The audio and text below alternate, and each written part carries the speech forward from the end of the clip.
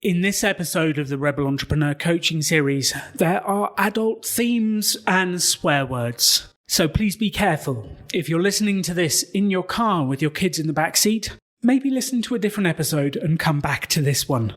Adult content is coming up. You're just about to launch your product, your service, your business. But have you got the price right? Have you got the website right? Is the page perfect? Are you ready? Every entrepreneur goes through the period of self-doubt before launch. Even I do. When I'm just about to send the email out, I have this feeling inside that says, do you really want to do this? What if you've got it wrong? What if you've made mistakes? What if they reject you?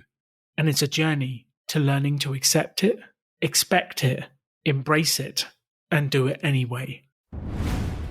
The extraordinary belongs to those that create it. Rebelling against business plans and debt, rebelling against what society expects of us to build cool businesses, make money, have fun, and do good.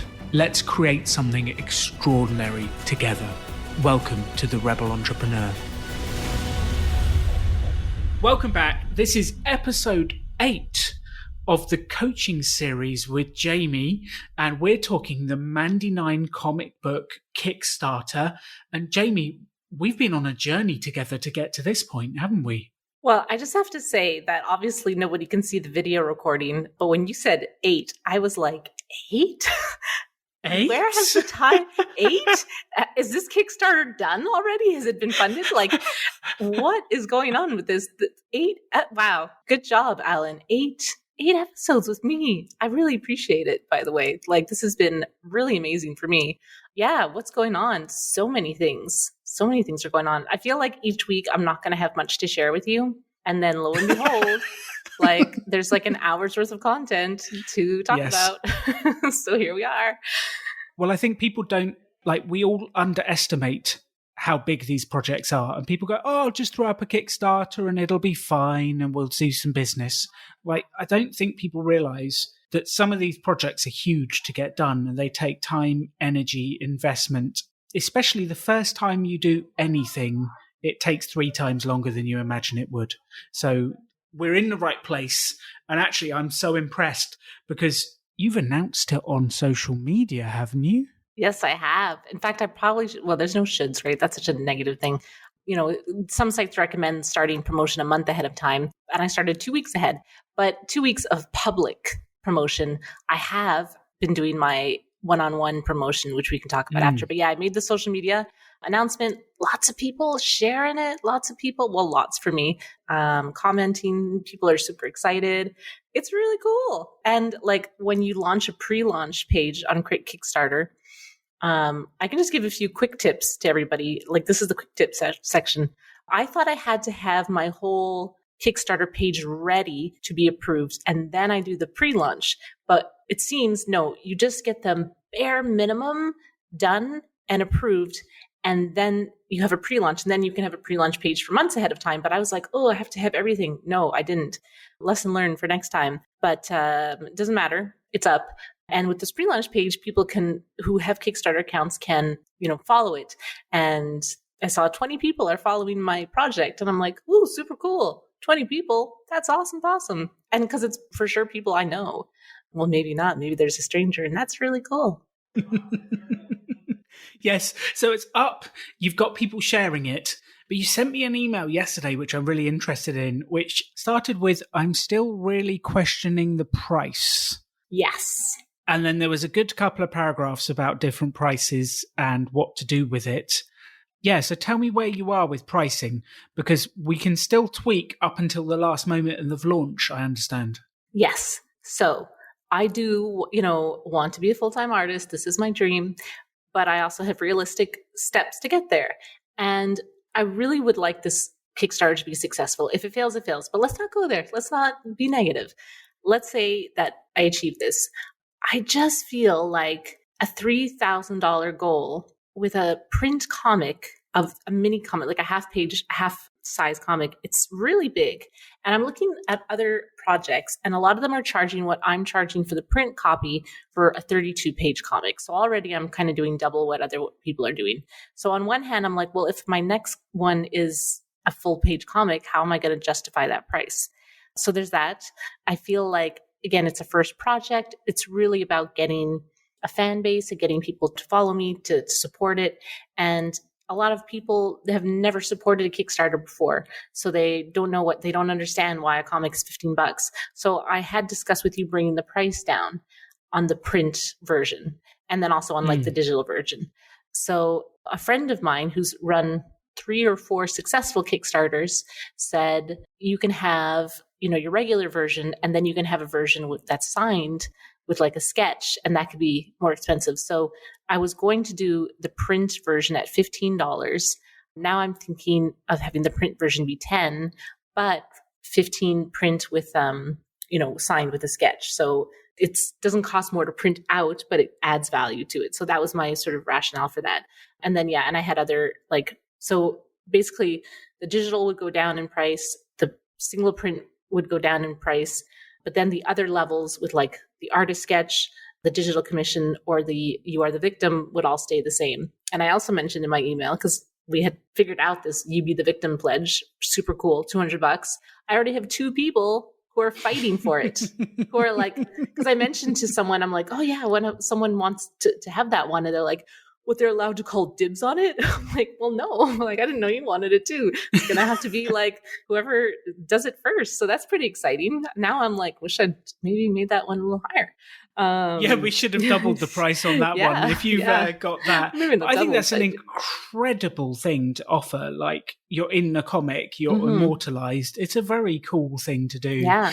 And I think this is a great first experiment, because I think you'll find what gets the audience reaction. And part of this, Jaymie, is one never knows what the audience is going to be interested in until you put it out there. And we'll have a bunch of random ideas and throw it out. And some of them no one will buy. And some of them people will just go crazy over. And you just can't tell. And I'm constantly surprised. I've learned I am not a good barometer of what the audience wants. You just kind of have to put it out there and they will vote with their dollars. And we'll see that as we go. So this lowering the main target from 3,000 to 2,000 and changing all the pricing structure, what do you have to believe to make you think that you need to do this? Are you saying like my thoughts are sort of negative and I need to rethink, what did we talk about? Like reframe my negative thoughts into something more positive to be able to reach the $3,000 goal? Is that what you're saying? Or go you. Yeah. No, I'm just asking the question, because if you're going, I should put this down, I should go from 3,000 to 2,000, something is behind that. Something's driving that change. Yeah, it's math. It's math. It's math. It's math. Yeah. When I do the numbers, 3,000 for like 100 print comics is just never going to happen. And the fan base and the size of people I have and the amount of people I would need to reach that number is like insurmountable to me. So if I reach 2,000, I can always keep going. They don't stop you at the number, right? Like you can always go past your stretch goals. Yeah. Well, stretch goals. And like, I was thinking even if I could do stretch goals, which are more pages to the comic, to go from a 16-page comic to a 20-page comic is not that much. It's not more story, but I could add more sketches, maybe like a preview of other things. Like there's so much I can add to it. But like, why would I put the $3,000 goal and not reach it, but I can put 2,000 and reach it? Like, you know what I'm saying? So that's where my brain is. I feel more comfortable with that. And I mean, with one pledge at like 200, like we're already 10% there. So I think what I'm hearing is you don't think it's possible to hit 3,000. Yeah, in my heart of hearts, I do not. I guess that's true. Yeah. That's kind of what I've heard from that, because you're using maths to back up the feeling that you can't hit it. But as I said, I could hit it.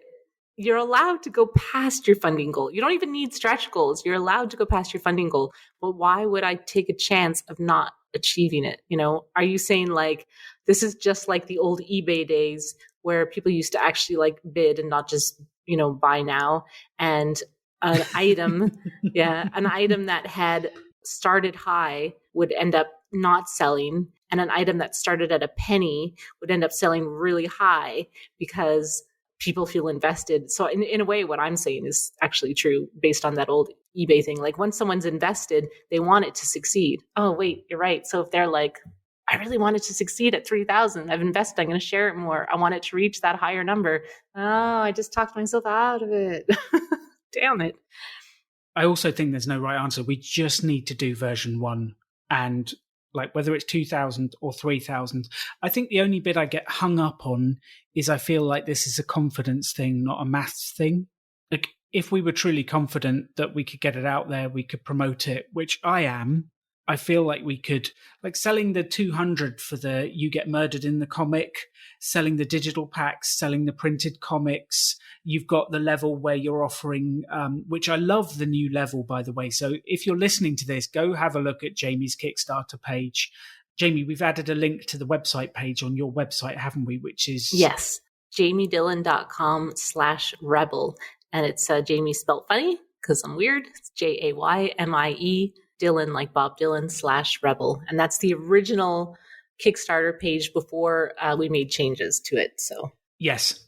So go there, and we'll also add a link to the Kickstarter page so you can have a look, and you'll be able to root around Jaymie's website and find it as well. The bit that I really liked that you added was one of the levels further on was the digital commission.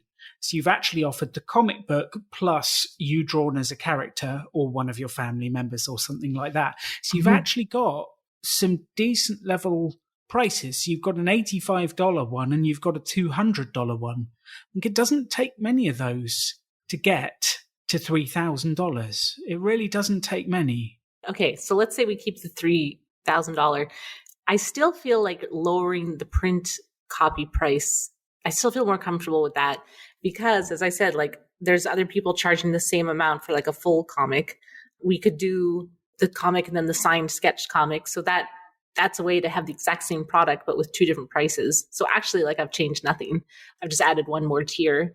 And because it's hard. People who would never back to Kickstarter are going to look at this and be like, $15 for a piece of fucking comic, not realizing like you're getting a unique artistic item, a one-time printing, a Kickstarter version, and also like it's small print. There's a lot of fees. There's Kickstarter fees. There's Quebec taxes of 35%. There's lots of little things to go with it. Shipping, handling, all that stuff. It's just so much more expensive when you're small. So that's why it's more expensive. And yeah, you're supporting an artist. You're kickstarting a project. You're creating something. So what if we do like 2,500? Like I feel like this is like a happy medium. Well, let's take a break from this. This is the self-confidence thing. Why do I feel I won't reach it? So I have been doing what I said and reaching out to old friends. And you said, don't mention the Kickstarter right away. Just be like, how are you doing? So I wrote I've written about 30 people. And like one night, this is so lame. I couldn't sleep because I got so many heartwarming messages from friends that I hadn't talked to in years. And I was like, just so like I did this before bed. I'm reading these messages and I'm like, oh God, I just was like so happy. So this is now like just Jaymie's corner. Everybody just take 10 seconds away from my Kickstarter and think about that friend that you haven't written in years and you're super embarrassed to write them because you haven't written them in years. Trust me, they feel the exact same way. Just write them a little note saying, hey, it's COVID. Everything's fucked up. I was thinking about you. Give me a life update. And then they will. And it's so nice. Okay, Jaymie's corner is over. Returning to Alan's show. Oh, I love that. That is fantastic advice. Fantastic advice. So 2 bits. One, I'm fine with the $2,000 bit. Like it doesn't really matter because we can go past the ticket. The other bit here is the undervaluing piece. And I've had so many entrepreneurs, me included, that I've spoken to over the years that undervalue what they do and undervalue their effort. So I tend to encourage people to go a little bit higher. When I listen to you speak and you say people are going to look at the price of $15 for a comic and go, $15? We don't know if they're going to do that yet. That's currently that voice is in your head. It's not a real one. Let's see. For viewers at home, it is February 18th. I am launching March 1st, so it's a little less than 2 weeks from now. And I'm deep in the like promotion part. And the place I am in right now is my goals seem so far away and impossible. I'm looking at the comic page which you can all go see, and I'm like, these drawings fucking suck. This story is confusing. I'm so embarrassed. What am I doing? Like, this is where I am right now. This is like, I'm not having like a dark night of the soul yet. We'll have that like when I'm not at my goal and it's like, hour 23 or whatever. But I am definitely having like a lower self-esteem day today. That is definitely happening. What do you do when your dream goal seems, and I'm not just talking about the Kickstarter, like, and I know I have to come back to earth and just be with the Kickstarter, but obviously I want to be creating art all the time. I want to improve my art. I want to get better as an artist, and it just seems so far away. And my time is so limited. I'm turning 40 this year. I'm just like, I'm spiraling. What do you do when you are in that spiral of, oh my God, I'm not good enough and blah, blah, blah, That's where I am right now mentally. And that will definitely lead to doubting the pricing, doubting the decisions, changing things. I've had it. Did I tell you the story of the first time I sold to Microsoft and the pricing? I feel like maybe, but tell it again. Please share. So the first time I ever pitched to Microsoft, I was at lunch with this guy and, I said, what job do you have? And he said, I'm head of training and development for Microsoft Europe, Asia, and Africa. And I'm like, you're the man I need to speak to. And I had this like panic moment. But we had a good lunch. We had a chat. I managed to hide the fact I was really nervous. And at the end, he asked that dreadful question, which is how much? And it's actually far harder when you've got someone staring you in the eyes than it is on a Kickstarter. You just put it up there and you don't actually have someone staring at you. So he asked me how much for the course. And I had this panic of, I want to charge more than 1,000, but I don't know if I can. And I just kind of took a deep breath and I tried. What happens to your voice when you ask a question, Jaymie?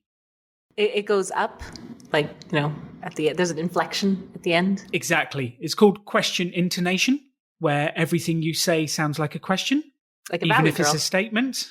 Yeah, exactly like a Valley Girl. I don't think I've ever actually met one, but yes.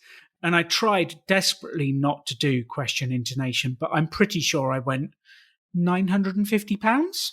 And that just shows you have no faith in your own pricing because you're questioning yourself. And that's purely based on confidence. If you were confident, if one was confident, you go £950. And there's a statement tone. It's a fact. That's it. So I'd kind of said this price and I could see his face change. You know that moment when you said the price and you're like, oh dear, I've said the wrong thing. His face has changed. And inside I'm going, okay, I've messed this up. I need to fix it. £850? £750? £650? I don't care. I'll work for nothing. Just give me the deal. And my insides are revolting and my self-worth is doing a turn. And I'm thinking, he is thinking, I've said way too much. This guy's not worth it. And I'm battling all of that inside. On the outside, what do you think he saw? A stoic, confident man. Like as much as I could, my face was probably doing all sorts of contortions of doubt, but as much as I could, I shut up and I held all of that doubt inside. And he looked at me and it felt like it was 10 minutes later. In reality, it was probably like 8 seconds or something. But he looked at me and he said, okay, how about 1,050? And okay. And I had enough wherewithal just to not question why he'd offered more, stick out my hand, shake his hand, and the deal was done. Mm-hmm. And it actually was 2 years later I found out he was paying up to 10 grand a course for other people. And he was like, no one's going to take it seriously if it's under 1,000. So I'll just pay him over 1,000 and that'll do. And that was my own internal doubt that got in the way. And it's just having the confidence to put the price out there and hold the doubt in and see what the market says, because we just don't know yet. And we can project what people are saying. And in my particular case, I projected that he thought I was charging too much. And actually, it was the exact opposite that was true. Okay, fair. I guess I'm scared that I'll be embarrassed if it doesn't get funded. And if it gets funded, I'll be really happy. And I'll be like, yeah, it got funded. I'm paying for everyone's shipping, but it's funded. Yeah, at 2000, I wouldn't be paying everyone's shipping, but I would, it would be like flat line. I think of like breaking even, right? So put it in for 2.5, move on, and then you at least are not aiming to break even. Because if you aim to break even, you'll lose money. If you aim to make a profit, you might break even. So I would say just do that. And to actually answer your question, which is, what do you do on those days where the goal feels so far off? It's a challenging one, and I completely understand. The ideal way to deal with it is to go, what is the small action I can take right now to move me towards my goal? And like just to start taking action, because the more we panic that it's far off, the more we think that we're not going to get there, the less likely we are, and the less time we actually spend taking action that will move it towards it. The more we just go, okay, like I've set my goal at 2.5, whatever it is, it doesn't really matter, 2.5, 3. I've set my goal. My one action, I'm going to email this person now. I'm going to do a post on Instagram now. I'm going to do a Facebook now. I'm going to email my mailing list and say, check it out, it's coming. I'm just going to do those actions. And action is the thing that dissipates fear. And you've said you've got 20 people that have saved it. Well, that's phenomenal. You've barely launched it 2 days ago and you've got 20 people watching it. And 2 of them are interested in the 200 level. Like, let's just go for it. Let's just make this thing happen. And when I think I was sort of 29, 30 years old, and I'd just started my business.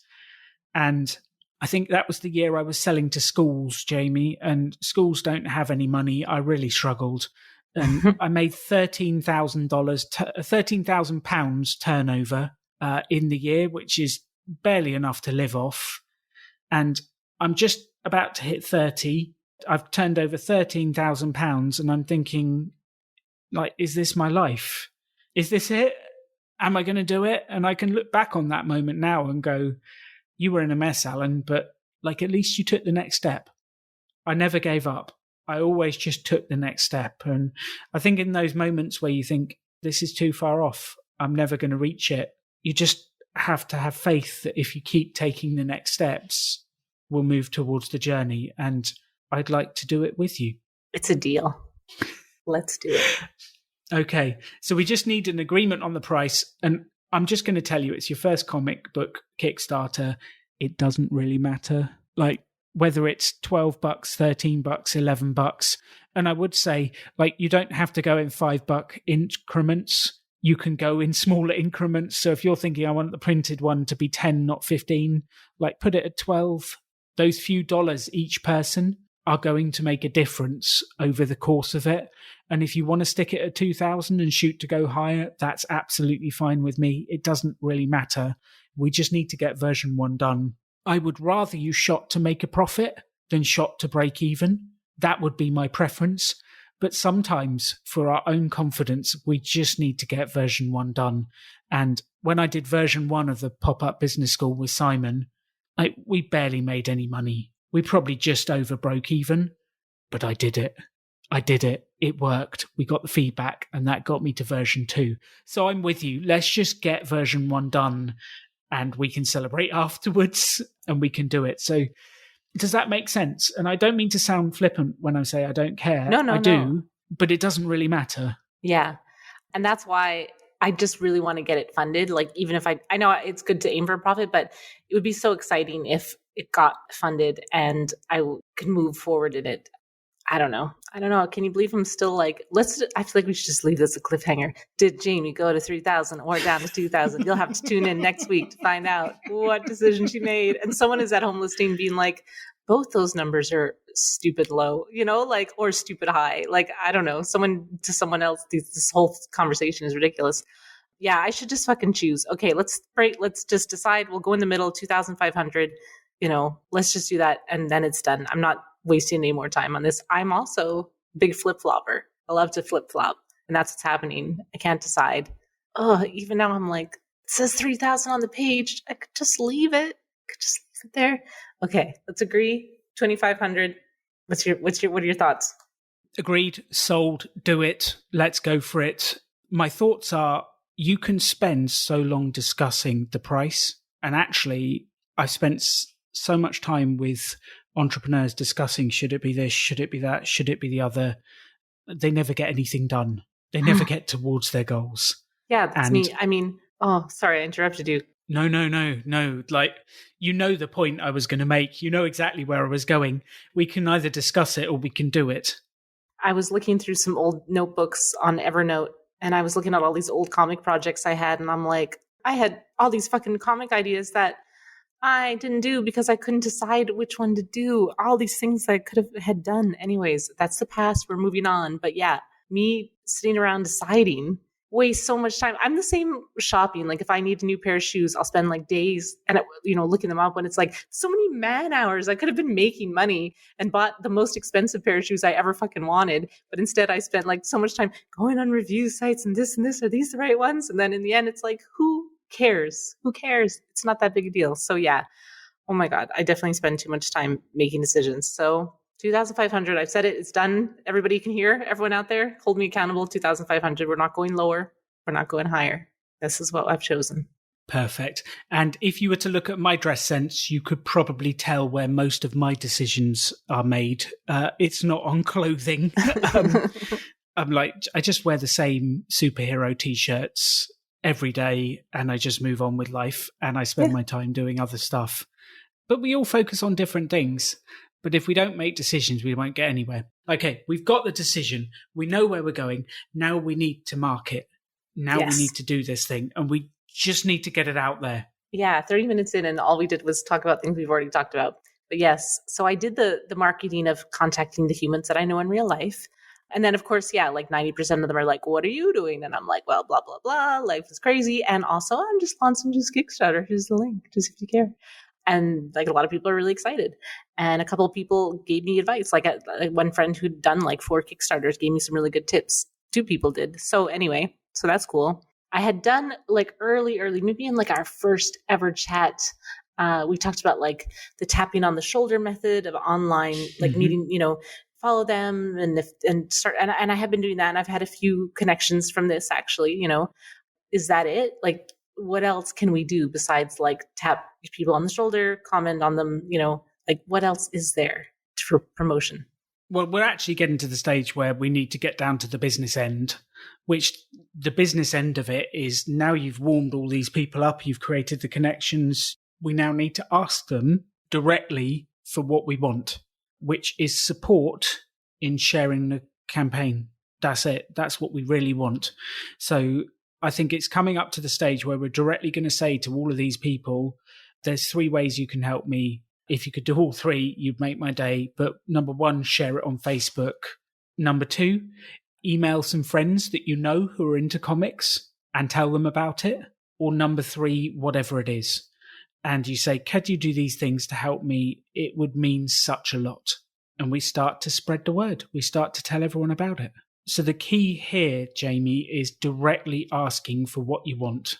Okay. So I have directly asked a few people to share. So you're like, share it on Facebook, tell a friend, and then number 3 is like actually support it. Are these the 3 things that we're asking? Did I catch that? Maybe it's actually support it, but I don't know. Like, yeah, I think it's share it on Facebook, email a friend who you know is into comic books, or is there another platform that's going to help us? Is it Instagram? Is it this? Is it that? Do we want the big push to be on the actual day of launch? I'm not sure. So I think it should be like, because you don't want to warm people up too much. I'm thinking like maybe the week of launch, like the week before, say, can you share? Because I shared it on my socials, but I haven't like shared it on my personal Facebook yet. But most of these people know already because I contacted them one-on-one. So I'm wondering if I can just share it on my personal Facebook. Then a week before I can be like, can you share it? And then the day before be like, it's launching tomorrow. And then the day of also the same thing. Like, I think it's just like a week before, a day before, and day of. And I don't want to overburden people with it and have them mute me and then they don't even see it at all. No, that's perfect. But we do need to directly ask, and we need to ask on the day as well. Like, please, Can you share it today? Like, do this today. and you have a huge number of contacts on Facebook, Instagram, Twitter, and different places for us to message to. Like, there's hundreds and hundreds of people we can start to reach out to and say, right, it's coming, get ready, this is exciting. And we just need to start connecting with them. I feel like you've got enough people in your network that you know already that we can start with. Then we can start promoting to the other groups. We can go in the comic book groups on Facebook. We can find the hashtags on Twitter. We can go and find the women in horror people on Instagram. Like, we can do all of that stuff. But before we even get there, we've got a network of hundreds and hundreds of people that like you. Well, I'm assuming they like you. Let's not assume that. But you know what I mean. Hope some of them do. My mom does. Yes, my mum is my biggest fan on social media and I love her. You will always see, hello, mum. If you see Hazel Donegan commenting on my posts, you'll know it's my mum. She's wonderful. She doesn't like my beard. She fully abuses me for having a beard online, but that's okay. So look, we've got this massive group of people that we can get going now. So let's just start messaging. And actually, what I want you to do is make this a daily habit. So we've got 12, 13 days till launch. We should be aiming to message 15, 20 people every day and do it in the bits in between. So you go for a walk, message 10 people. You do your weights in the morning, message 10 people. You have your break at work, message 10 people. And it just needs to become a habitual habit that you're constantly marketing and saying hi, replying to messages, speaking to these people, doing it in the gaps. I think I have about 420 people on my Instagram. I don't know all of them in real life, right? So are you talking about like now 426? Ooh. Like, are you talking about the people I know in real life doing this message thing again, like just asking them to share? Or are you talking about actually messaging people who are following me? Number one, start with the people you know. Okay. Number two, move to the people that you don't know that well. Number three, move to the people who you don't know but follow you. And then number four, we'll move to the people that don't follow you and we don't know. That would be the kind of priority. So we're going from the warmer, hotter out to the colder. And we spend our time doing that as we go. Because the people in the inner circles that know you, like you, trust you, follow you, they're going to be far easier to help you share, promote, because they trust you and like you. And then we'll gradually move out. So at the moment, for the next 2 days, you're going to be messaging all the people you know. And then for the 2 days afterwards, you'll be messaging the people that you don't know as so well. Does that make sense? Think of it as like concentric circles coming out. Yeah, so you're saying like, but like all the people that I've reached out to ask like how their life is going, are you saying now like actually ask them to commit to sharing? Is that what you're saying? Or are you talking about new people that I already know that I haven't like reached out to yet? Well, you said you've done 30 people and there's 426 on your Instagram and a load more on your Facebook. Like, we've got a long way to go yet. The 30 that you've done is excellent. I don't know where you are with them all, but there is probably a bit of, hey, I don't know if you could help me. One thing you could really do to help me with my Kickstarter is to share the project. I'd love a share before it starts and a share on a day of launch, because for a Kickstarter, like, the number of sales on day one makes a huge difference. That would be awesome if you could help me do that. How do I ask people in one of the outer circles of that? Like, okay, so I've contacted people that I really like, but I haven't talked to in a while. I have like actually an Excel sheet of names, and there's some people I haven't reached out to yet that I can. The only thing stopping me is fear, so that's dumb. But let's say, there's this one guy I met and like, you know, he totally was hitting on me, but like I was married at the time, but then we became Facebook friends and now he's married. So it's totally cool. Like, we don't talk, but we like each other's drawing posts, right? So obviously like we still like each other as friends. Do I reach out to him? You know, like, what do I say? Why wouldn't you reach out to him? Why wouldn't I reach out to him? Because he might think I'm just reaching out to him for his network. Is that okay? I guess so. I mean, I do like his drawings and stuff. So how could you possibly word it? What would be a comfortable wording for you? Because we're all different. Yeah, we are all different. So should I do the like tap on the shoulder first of like, you know, hey, X name, which I won't say on this podcast. Let's call him, I don't know, Peter Parker. Hey, Peter Parker. Like, super long time. I love the cow drawings. that you've been putting. Those are super cute. Like, I'm working on something too, and I would just love your opinion on it. And if you knew anyone who was into like cool, creepy girl horror comics, do you think you could do me a favor and just like pass it along? Also, like, how's life in that place you live that I won't say on the podcast? And how's your wife, whose name I also won't say on the podcast? It sounds perfect. Sounds friendly, sounds connection. It's asking directly for what you want, which is help and showing you actually know the person and care. So that's perfect. Okay. All right. I'll do it. And you know what? I do have time in between sets of working out. So that is a kind of a perfect time. And I set my alarm on my phone so I won't get caught into the cycle of it. I love that. Okay. There's still names I haven't reached out to. You're right. You're right. All right. I'm going to do it. No, it's so scary. It's so scary. Well, the worst that happens is they don't see your message and they ignore you. Well, actually, the very worst that happens is they write back and say, "What? You're asking me to share your project?" I can't imagine that actually happening, but you never know. But I would just do it. And then you've got the sort of outer circle. The next circle out is the people on Instagram. You've got 426 followers and you probably don't know them all, but there's no reason why you can't go down that list and go, hey, like there's one you've got on here called the Leary Film. I don't know if you know their name, but you could look at their list and you could go, hey, Leary Film, how are you? I see you follow my account. I'm just about to launch my Kickstarter. It's my first ever one. I'm super nervous and excited. Please, could you help me share it or have a look at the page? I'd really appreciate some help.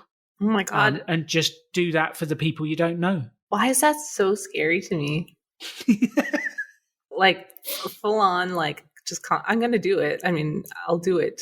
I promise. But it's very scary to just contact someone I don't know out of nowhere. Ugh. But I mean, they are following me. They are following me. Yeah. That's true. They do follow me. Oh, imagine I did that. Who knows? Yeah, but they might actually go, oh, she messaged me. I've loved her art for years. I've followed her for years. I love her art and she's messaged me. You just don't know. They might go, I don't even remember following this account. What is this message? And what's the worst that happens is they ignore it. Yeah, fair. Okay. So there we go. So this week, every day, 15 people. Oh my God. Every day, 15 people. Well, I was thinking every day 15 people in the morning. Oh my God. And 15 people at lunch. And 15 people in the evening. Like the outer circle ones are easier because it's the same message every time, just changing the name and maybe a little intro.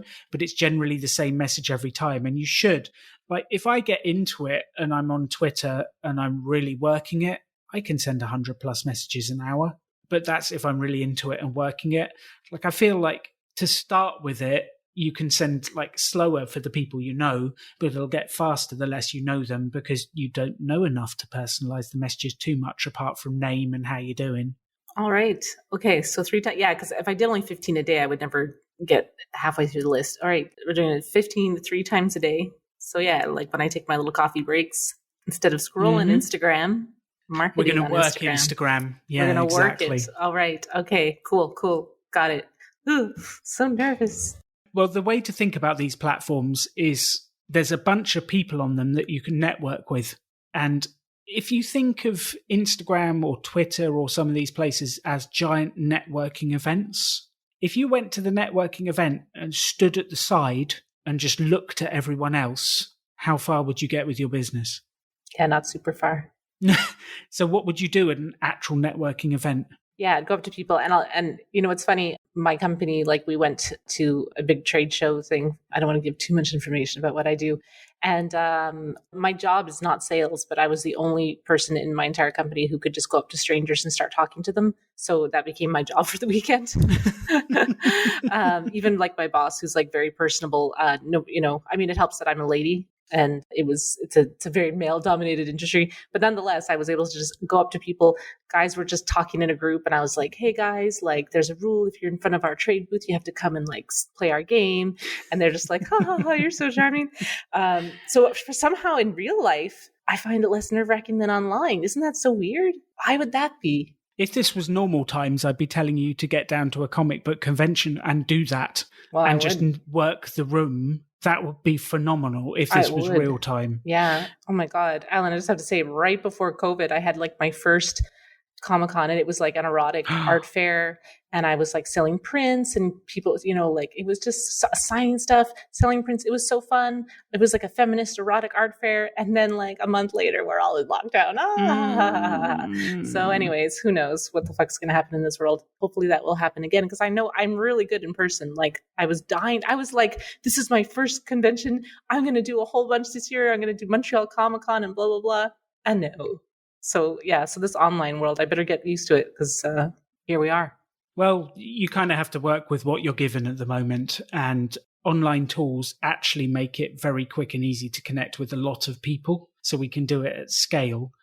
Ideally, we'd be doing both. We'd be working a physical room, and we tie in your launch with being at a Comic-Con, doing the online stuff, and everything all tied in at once, so we can reach a vast number of people. We can create an impact. You can share pictures.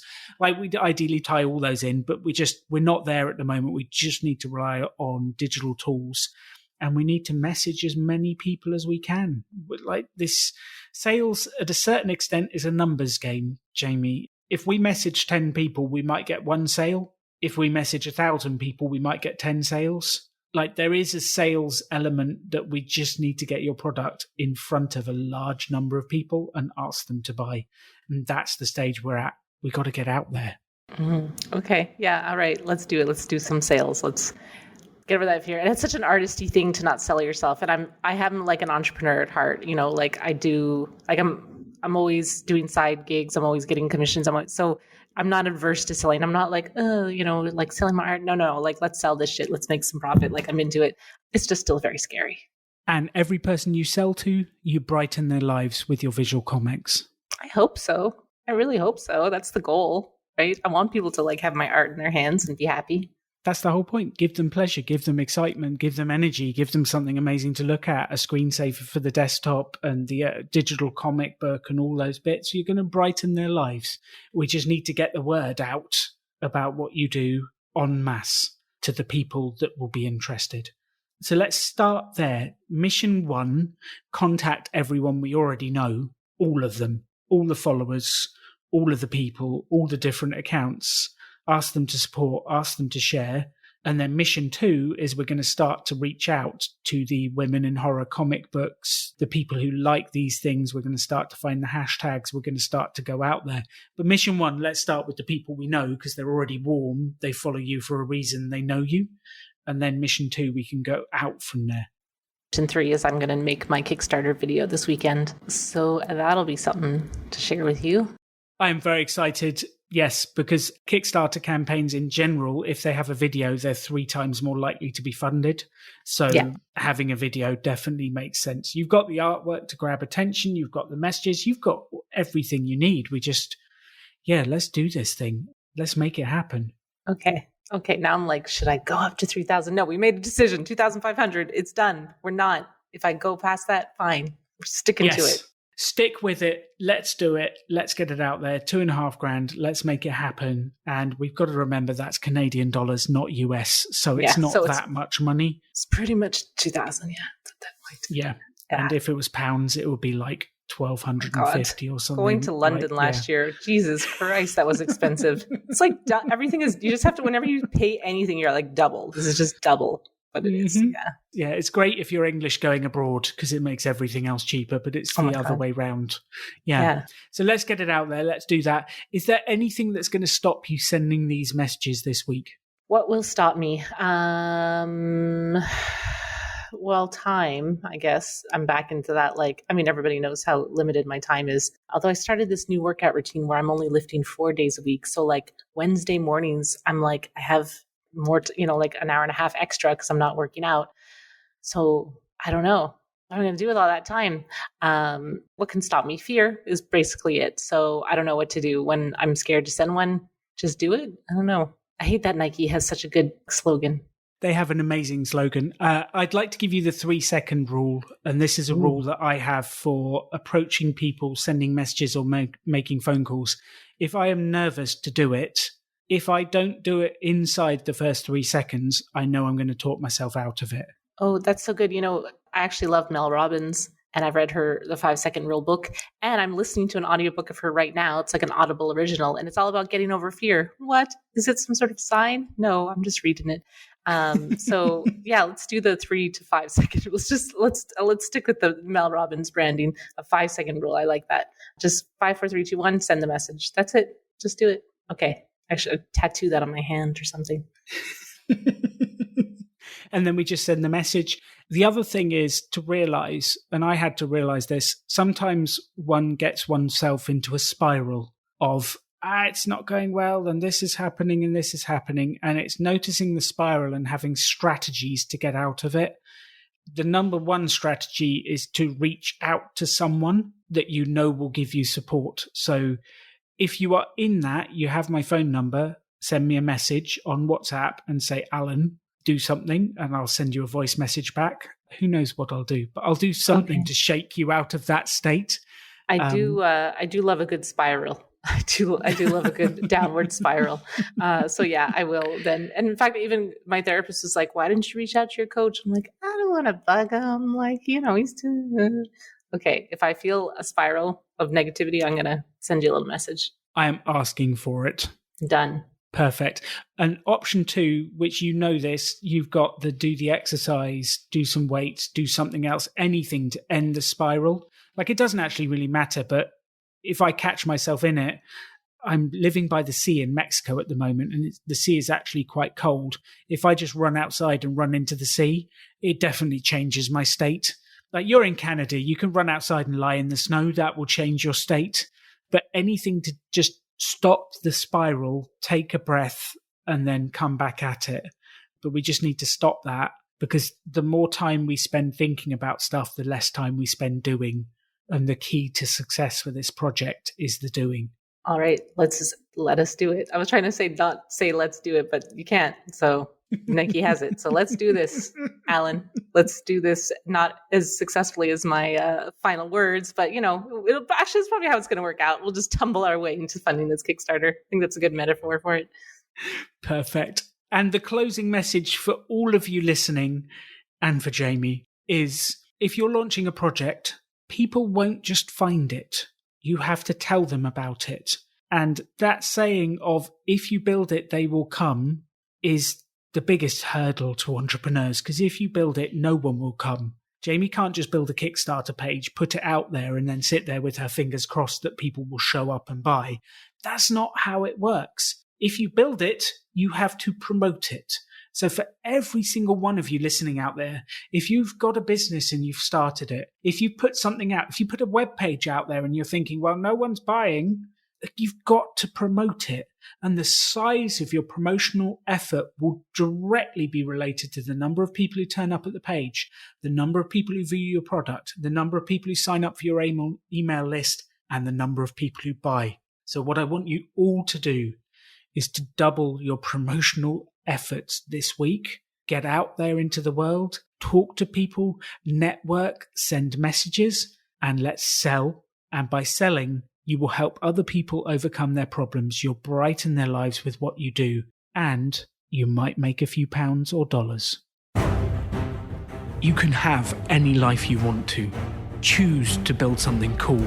Choose to take action. Choose to work to make your dreams become reality. Stand out. Be different. Be yourself. Be a rebel entrepreneur.